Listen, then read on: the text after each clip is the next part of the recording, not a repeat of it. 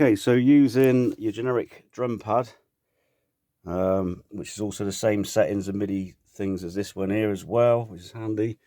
When you drop in a stock Ableton kit, there's a 505 in there, and if you click on the 505, you can see where that lighter grey area is. That's where the boxes it sits in. That's where all those boxes are, as you probably know. Okay, so whenever I hit my pad on a generic setting, that generic setting has them all in order.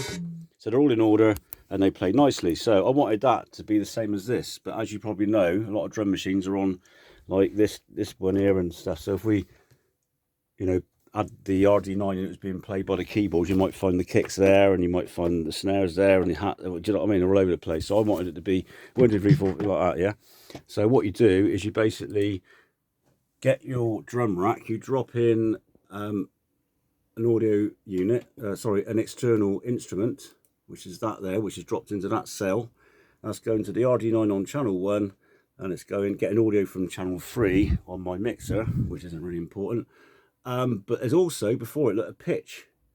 So this MIDI pitch control, I put that on there and turned the dial until it hit the kick.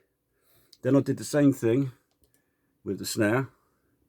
So that snare now on the second box, yeah, has got a pitch thing on it at 20, which is where the snare sits, see? So it's not next to it, it's a 4 away from it. And then in my next group, I've got my percussion group, because I like to EQ that differently.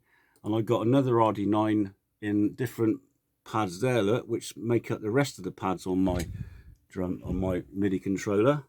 And each one of them, you'll see, if I click through them, has got a different pitch control on it. So you just literally keep turning the dial until that pad that you want it to be, crash, ride, open hat, I've obviously named all those. You turn the dial until it sits on the instrument you want, and then your RD9 has a drum rack. All right, I mean, I've got it a bit convoluted because I separate mine. You could do it all on one if you wanted to, but I got mine in you can see my groups. I'll show you, just close it up so you can see the groups in a minute. So I got all my different groups, look.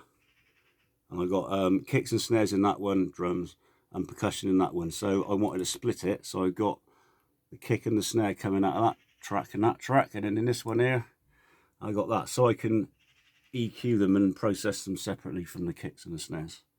And that's it. That's how you use drum racks with a hardware thing with Ableton Live and your favourite MIDI pad. Save.